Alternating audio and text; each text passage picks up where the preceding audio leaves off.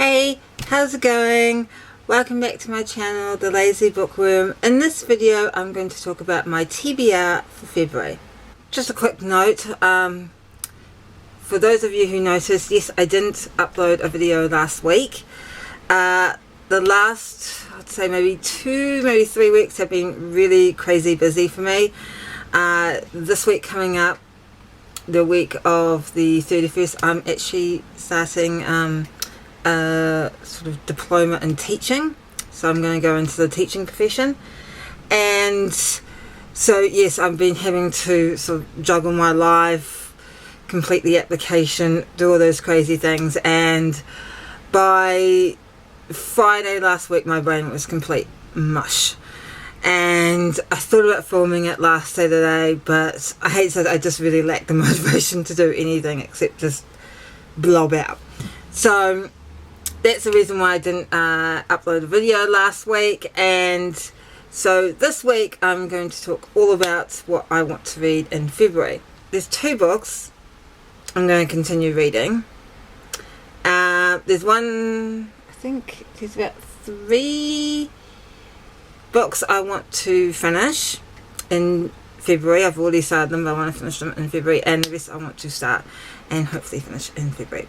So without further ado, let's get into it. The 2 books I am going to continue to read in February are Les Miserables by Victor Hugo, War and Peace by Leo Tolstoy.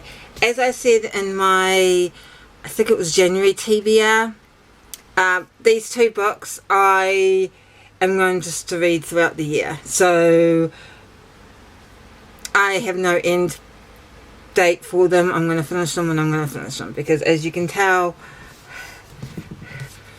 they are pretty chunky books. But I'm hoping that I will do a video sort of updating you on my progress with them. So that's cool. The books I want to finish in January, the first one is Nicholas Nickleby by you-know-who, Charles Dickens. I'm reading this as part of the Great Dickens readathon hosted by Katie at Books and Things. And yeah, I'm probably about halfway, or just maybe a bit over halfway, so I'm definitely hoping to be able to finish this in February. I'm liking it so far, not as much as Oliver Twist, but a bit more than the Pickwick Papers. It's basically about this young man, Nicholas Nickleby, whose father dies, leaving him, his sister Kate, and their mother reliant on the support of their uncle Ralph, who, let's just say, is not the most generous man on the planet. And so this is all about Nicholas sort of making his way in the world and trying to make enough money to be able to support him and his sister and his mum. The second book I want to finish in February is The Haunting Season, 8 Ghostly Tales for Long Winter Nights. And this is a collection of original ghost stories by, I think, 8 contemporary kind of historical fiction authors. The authors include Bridget Collins, Kieran Millward Hargrave, Natasha Pulley, Laura Purcell. So yeah, I actually haven't read, I don't think I've read any of these authors, so it's for me a really great introduction to their work and their sort of writing style. I've only read the first story so far, by Bridget Collins, A Study in Black and White, and yeah, I really enjoyed it, so I'm looking forward to reading the other stories.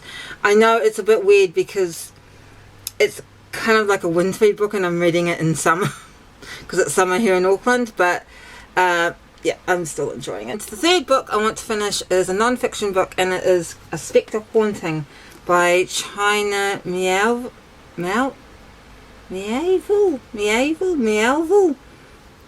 Again, I'm so sorry if I'm pronouncing it wrong.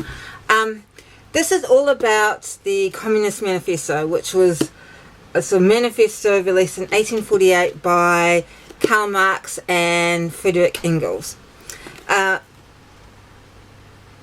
Even if you don't know much about the Communist Manifesto, you probably know a lot about just its sort of impact on kind of world politics and world history, in particular in the 20th century. So this book is all about that.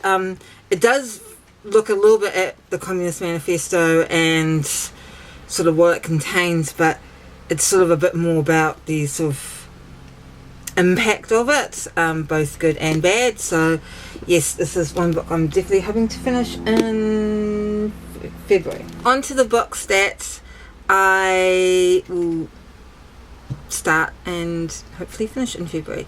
The first one is Time is a Mother by Wong.